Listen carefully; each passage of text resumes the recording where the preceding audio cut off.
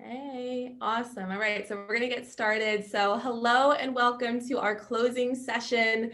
You made it. We're at the end of our show. Obviously, our team could not wait without giving a final goodbye to you all. So, we've all joined in here for this final session, including our founders.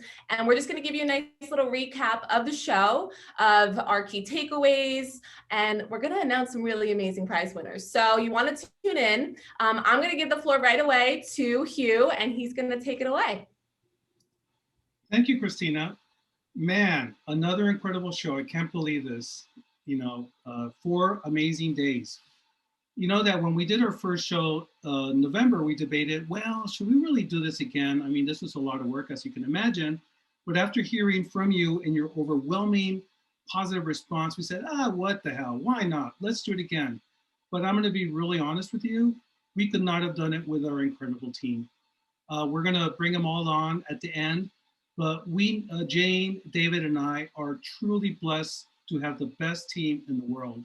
And the reason we felt we could do it is because of them. So, we felt that, the show would go smoothly, and apparently it has, from what we understand. This is why David is off in the Maldives on the last minute trip. He knew he could go there knowing that we could do this without him being here. So congratulations to our team. I wanted to give you an overview of the show. Here's just some quick stats. There was 103 suppliers. We had 612 buyers in media for a total of 771 total participants. Hopefully that adds up. We had over 13,495 messages exchanged, 11 amazing speaker sessions, 900 total speaker attendance, and 696 confirmed meetings, which makes up to 80,880 minutes.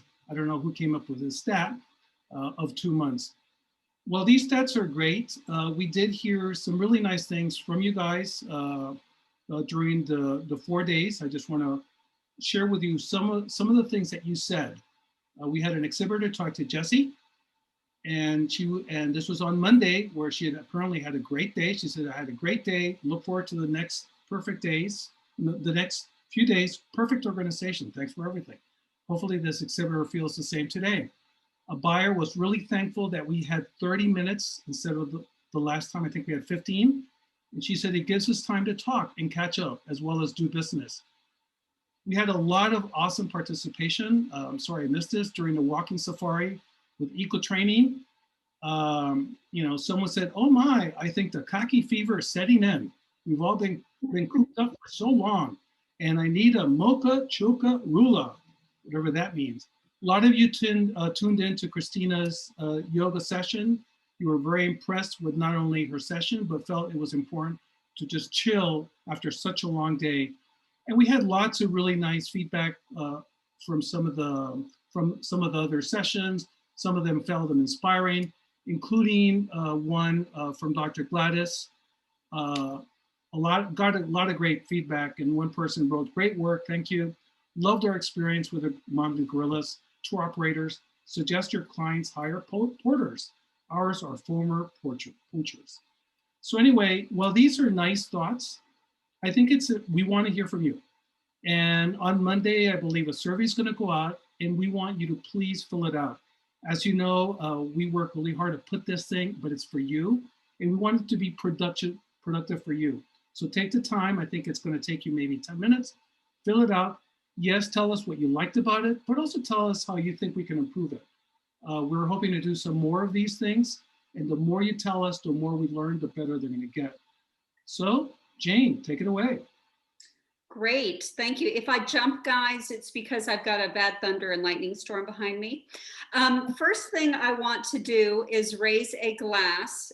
These green screens are awful. Raise a glass. I've got a nice red wine in my hand, to all of our amazing exhibitors. We had 103 of you guys from all around the world, and we know that you guys have made some incredible connections. I know of a couple of contracts that are actually being signed from this show, and some real business that is happening. And again, all of you buyers, please support these people who have taken their time to meet with you and to be there. And through this incredible time, you know, I call this now the starving time. Things are getting much better. All the agents are busy, but it's that time when the green grass is coming up. There's not quite enough to eat yet. So, and all of our suppliers and all of us in the industry have really been hurting. So thank all of y'all for your support. Now what we're gonna do is have a recap of all of our speakers. And Christina, I am turning that, I believe that starts with you. Actually, yep. Actually, it starts with me, Jane. It's Oh, okay. that's you. Sorry, Hugh. I don't mind. Have another wine, Jane. I'm kidding. I haven't even had a full one yet. No, Jane said we had some really amazing sessions. And what was really cool is how a lot of them spoke about, you know, obviously how COVID has been affecting us, but some of the things that they've been doing to reassess COVID and how they're using COVID to sort of come up with new strategies. Our first session, I don't know if anybody attended this, it was a really great start to our session. This was by Planetara. It was given by Jamie Sweeting, who's the president of Planetara.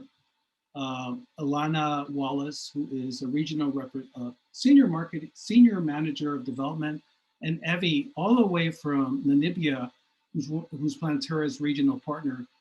And it was a great, great presentation. Jamie first spoke a little bit about Planetara. Even though they're based in Toronto, they have programs all over the world. I think they have over 200 plus programs in 65 countries. And their whole thing is how do they bring in communities into products that people are selling in these countries. And that is really, really important because it not only makes experience amazing for the communities and the individuals in it, but it also makes experience a lot richer for the travelers and the tour operators themselves. He also spoke a little bit, you also invited, this was an incredible session. I don't want to go through it because it was pretty amazing. But one of the highlights I thought is he brought in Evie and Alana into the session so they could talk about some real experiences, mostly in around Victoria Falls, where Evie is living. And she's been working with communities in those falls. And then so she gave her takeaway on things they're doing. And then Alana was talking about how it's affecting the tourism. So it was a really, really nice session. We had amazing participation. They asked some great questions to Jamie. And so it was like, I thought it was amazing. And we got some great feedback, especially with Evie and Alana, because their rapport was really, really cute. I mean, they were just really on, and the audience, the attendees reacted to that. So I'm going to pass it on to Christina. Hey, Hugh, I think we lost our screen and we got a black screen. Oh, you're kidding. You're talking about the presentation? Yes. Wow, that's weird. I'm going to stop sharing, and I'm going to share again. That's pretty odd. It's okay. Hold on. We love technology. I know, we're so good at it, right? That is really odd. Okay, so hold on. We'll get there. Okie dokie.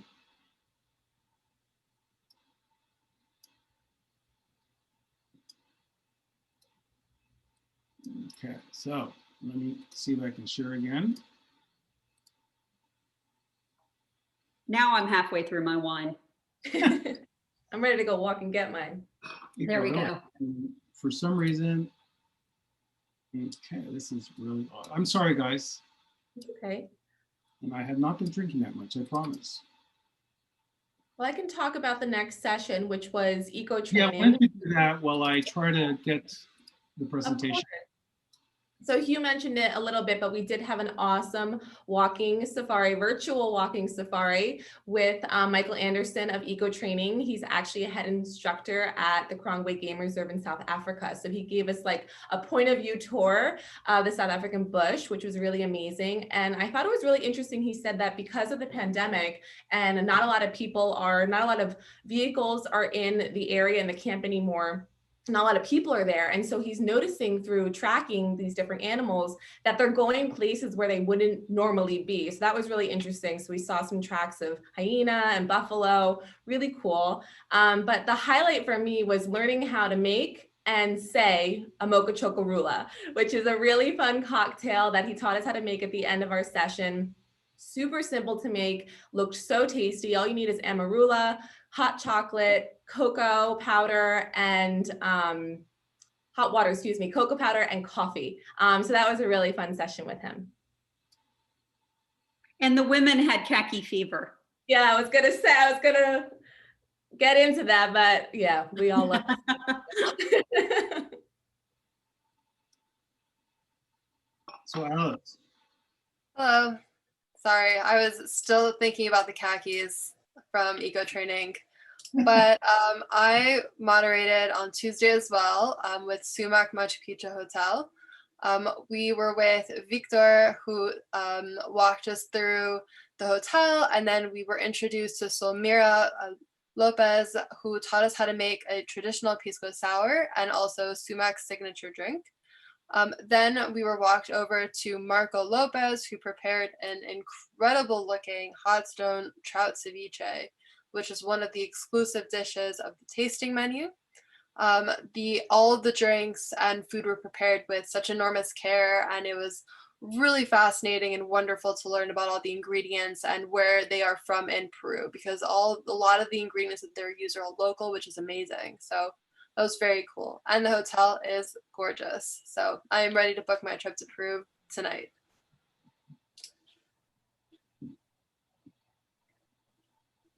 Awesome, and that's me again. So we had a really amazing session with David Germain. He's the regional director of the Americas and Africa for the Seychelles Tourism Board, and we all had major wanderlust looking at all those beautiful photos of the Seychelles. And Seychelles really became this kind of case study in successful management of the COVID-19 pandemic. And it was one of the first destinations to achieve herd immunity. So it's a really safe destination for travelers to visit right now. So that was what we talked about a bit.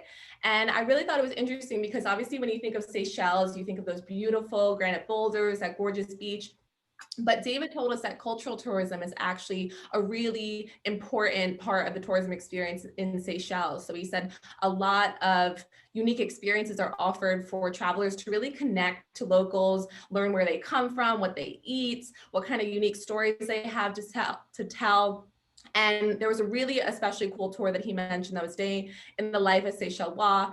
And it's basically travelers get to connect to a local family, and they go to the Victoria Market together. They find all their spices, all their ingredients, and then they go back to the locals' home and they prepare a meal together. So I think those kind of experiences are so desirable for travelers right now who want to really connect to destinations. So that was really awesome to learn about in the Seychelles.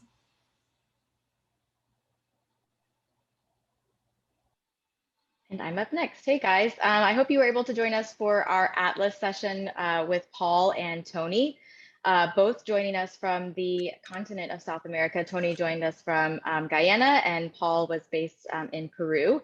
But in this session, we learned the best outdoor experiences in Latin America. So Atlas is a group of several different companies that I have to read from my notes, that comprise of South America specialists, and it's Active Travel Latin America Specialists. So we got to learn about the several different activities across the Latin America area.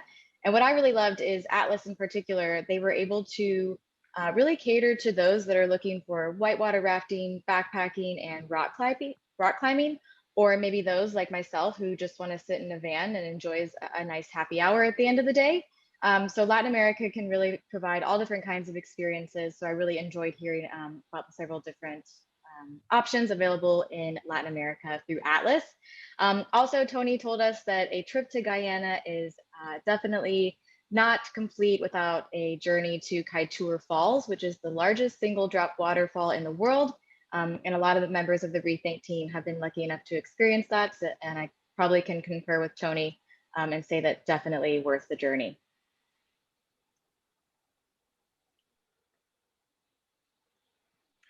Yes, and I had the good fortune of moderating the session with this dapper gentleman. This is Jared Sasso, who is the Director of Education at Hacienda La Caravero, located in Ica, Peru. And Jared, who is a former mixologist, told us all about Pisco and its history and Peru's national drink. And he told us all about how they've been making it at La Caravero since 1684. So in case you were wondering, that does make it the longest continually operating distillery in all of the Americas. So if anyone ever asks you that, you got it. So Jared then went ahead and poured us, or he showed us how to make a Pisco sour, because can you ever have too many? No, I don't think so. And like Jesse, I like to end the day with a cocktail in the back of the van too. So he made us a Pisco sour, and then he made us a Chilcano, which looked really, really good and refreshing. And he also told us about how visitors can come and actually spend the night at Hacienda La Caravero. They have a small boutique hotel actually on the premises of the Hacienda, and it looks fantastic. So by all means, if you've got people going to Peru and you want to give them a fun little one day or one night thing, give them a tour of the Hacienda La Caravero, let them stay the night. They'll drink chilcanos by the pool, and they will love you for it. So thanks.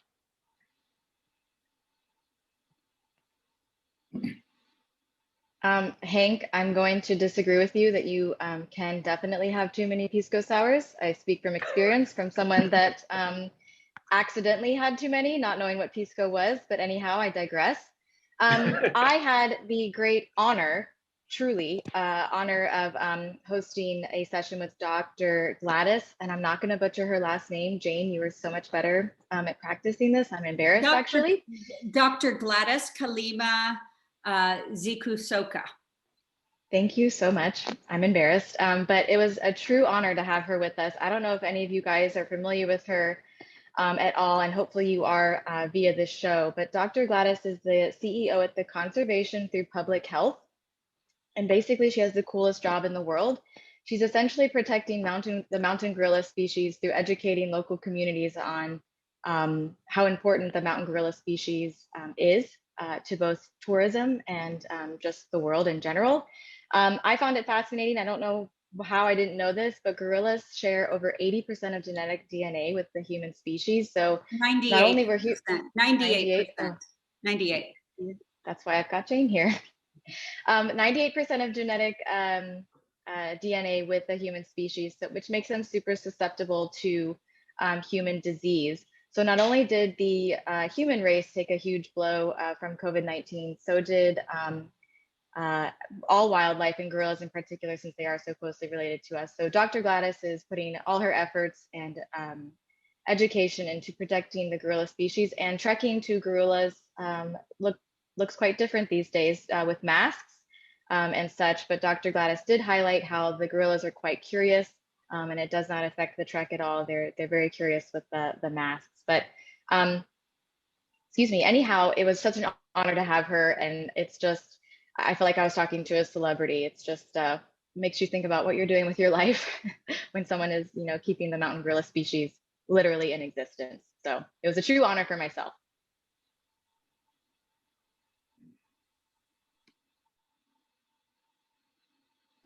Sorry about that. I forgot that was coming up so soon.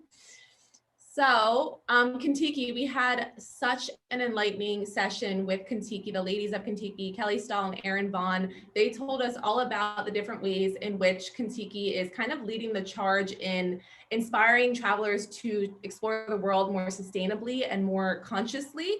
So that was really interesting. And I really love learning all the different small changes that we can make, those little small shifts that we can make in our daily life that actually make a really big difference. So simple things like choosing to walk instead of drive whenever you can, or always remembering to bring like your reusable containers or drink cups when you're going on the go to eat. So those are really small things that you can do to kind of make a big difference in the world. And another initiative that they mentioned that Kentucky is doing is they're trying to opt out of all paper documents. They're doing all electronic travel documents. And to encourage their own travelers to do the same, they're actually planting a tree for all of their travelers who actually opt for electronic documents when they're traveling on their tours. So I thought that was really amazing. So we got a really good session with them and learned a lot.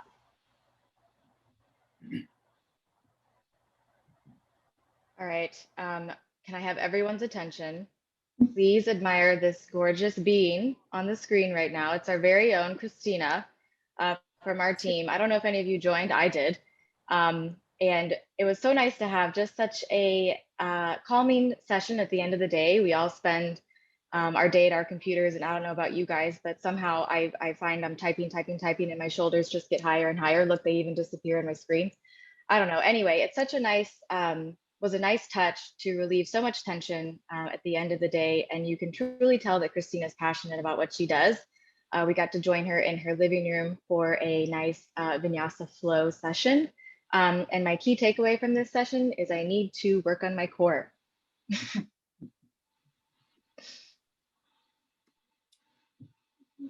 Okay. So I had the honor of moderating Jim Sano of WWF. I think he has the coolest title in the world, which is Travel, Tourism, and Conservation. I would love that title. And Jim has been working really hard with a lot of partners around the world on trying to, using COVID as a way to do what he called a systemic correction, an opportunity to kind of come back, but in a way that's not going to be the same as before. He first gave us the overview of how COVID has affected the world's third largest industry, which is, of course, is travel. And then made the connection how tourism affects natural protected areas. So for example, pre-COVID, there were 18 billion visits to 4,000 MPAs around the world. And that affects all the communities around each of these MPAs. And the fact that there was no tourism, obviously a lot of these communities are hurting. That being said, this is an opportunity, of course, to try to reset in a way that is much more sustainable. There was, in this presentation, I don't know if anybody saw it, there was just so much information in this. And by the way, all these are recorded. So I would invite you guys to go and take a look at them. In fact, I'm gonna go back and look at this one because there was so much information packed into this one. He spoke a lot about all the tools that WWF has come up with to give to our partners like us, whether it's a small tour operator or a very large tour operator, around climate change, around food waste, single-use plastic, et cetera, et cetera. And then one of the things he spoke a lot about was how they work with a lot of the big players in the world, even though, they've gotten a little bit of criticism about that, but they say these are the guys that are in the business and these guys are the guys that have the biggest impact. So one interesting stat that I didn't know about, pre-COVID, there were 365 cruise vessels carrying 26 million tourists around the world, serviced by 130,000 tour operators, of which 70% are carried by two cruise lines, which is the Royal Caribbean and Carnival. So of course, they're working with those because they know that if they work with them, they're gonna have a huge impact on what these people do, not only with their passengers, but of course, all across the supply chain. He mentioned many cool case studies, a beautiful case study of Namibia. And then he spoke a little bit about their 5-year partnership with Royal Caribbean around sustainable seafood, in which they're working with them to commit to 90% of the wild-caught seafood from certified sources. So it was a really, really cool session and thrilled to moderate that. Thank you. And I think I'm gonna pass it on to Jesse for our last session. Yes, our very last session. I really hope you guys were able to join us for this one. I think it was one of the more relevant sessions that we had. Of course, all of them were very educational, but this one, Suzanne joined us for a special session on Road Again, Staying Safe in a New World. What a year 2020 was, and leading into 2021. And Suzanne came off the bat and said how wrong she was. She actually joined us for our show in November. If any of you remember, she spoke when we were just in the heart of getting the COVID-19 vaccine rolled out. So she just mentioned how wrong she was and corrected herself, but she was wrong in all the right ways. I don't think any of our crystal balls were right. So I loved how that she admitted all of that, and the world is still ever changing.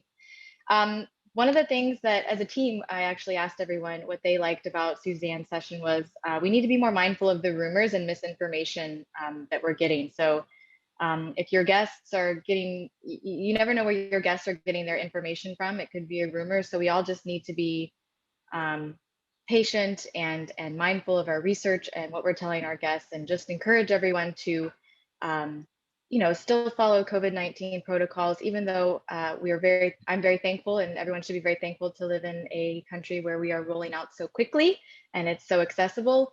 Just keep in mind the rest of the world who might not be there yet. So even though you're vaccinated and ready to travel, just be mindful of how other countries are doing at this stage. So it was a really, really great session, and I love this photo of Suzanne.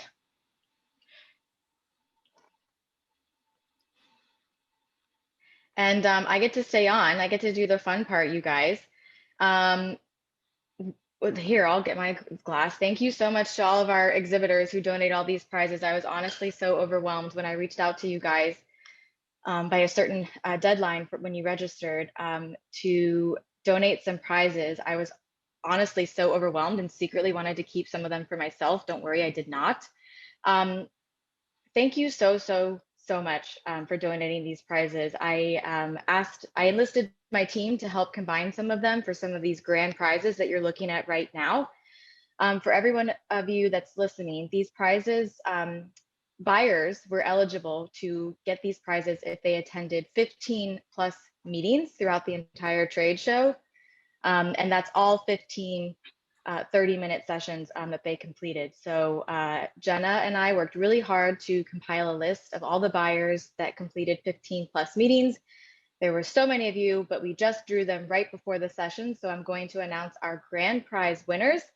We do have several other prizes. Hugh, don't switch yet, but we have several other prizes in the next slide that we will be giving out, and I'll be reaching out to you guys via email. But with this session, I'm going to be giving away our 6 grand prizes. So, drum roll, please.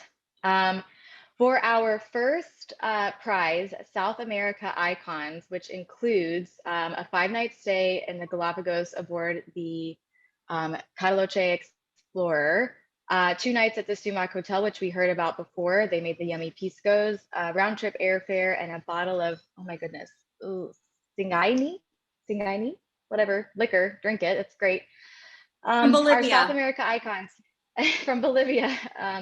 Our first winner is Jacqueline Nguyen. So Jacqueline, I'll be reaching out to you for your South America Icons tour. Our next prize that includes some really amazing African safaris that I'm super jealous about. A 5-day stay in Kibale and Bwindi National Park, 3 nights in Tanzania and Tirangiri, a day adventure to Rwanda, and a 1-night stay in the Seychelles. Oh my gosh. Our second winner for our African safari is Monet Rath. So congratulations, Monet. Thanks for attending 15 plus meetings.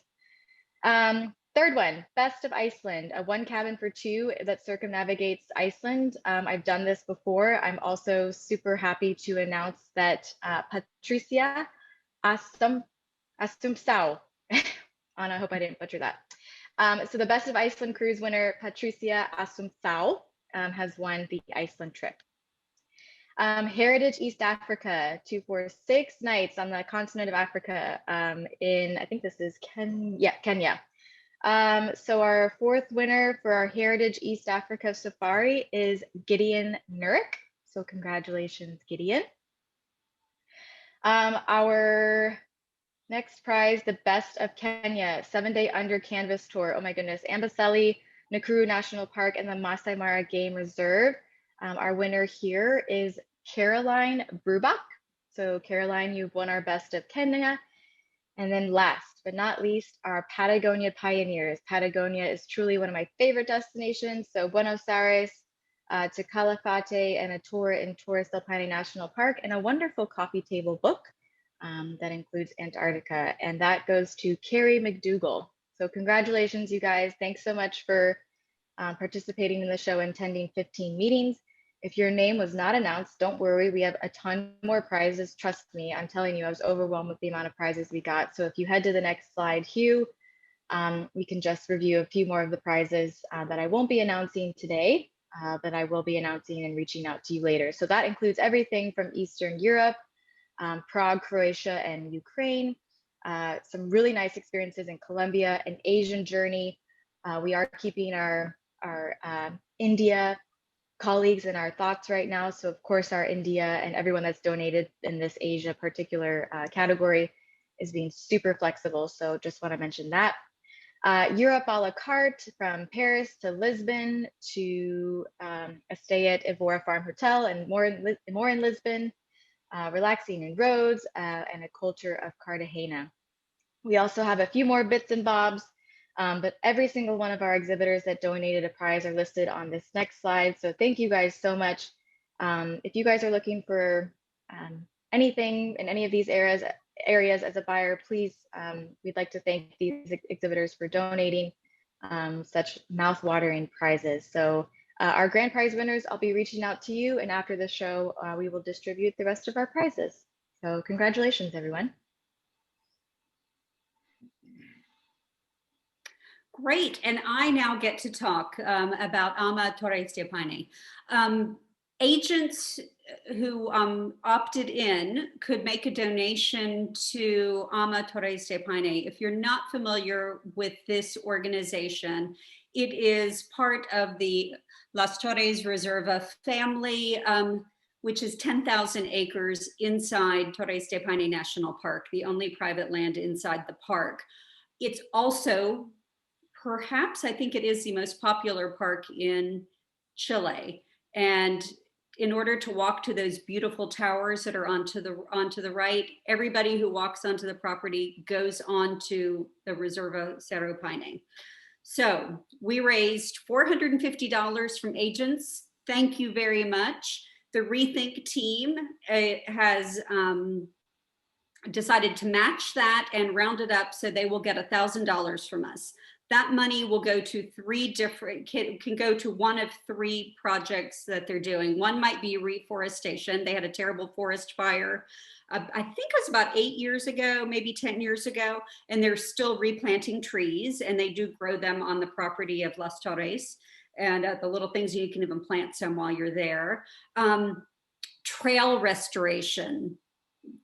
This is the second most popular trail on the continent, and it is a huge amount of work. It's causing major erosion. So they've, on our private property, and then working with the park, we're working with to improve and redo the trail. Actually, they're going to be moving part of it, or it might go to some scientific studies that they're doing for the park.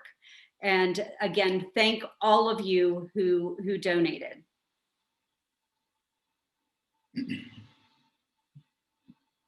We do have some news for you guys, and that is that we are thinking, or I should say, we are going to be doing a Rethink Birding Travel virtual trade show, and it's going to be trade and consumer in September.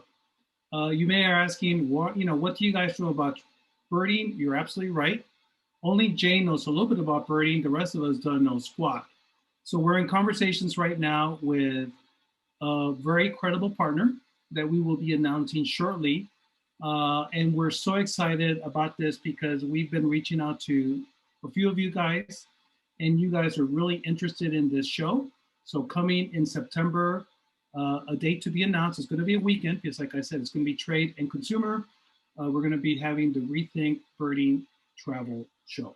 So yeah, as you guys know, as all of us have been stuck in our homes, birding has had a major resurgence. So I don't look like such a geek with my harness for my binoculars anymore. And so we thought we'd do this, and really some of the things that we're going to try to do is teach people how to be good conservationists while they're doing birding, and support our friends in the travel industry, because we have amazing destinations with incredible birding. Hey, Jane, they asked what bird that was.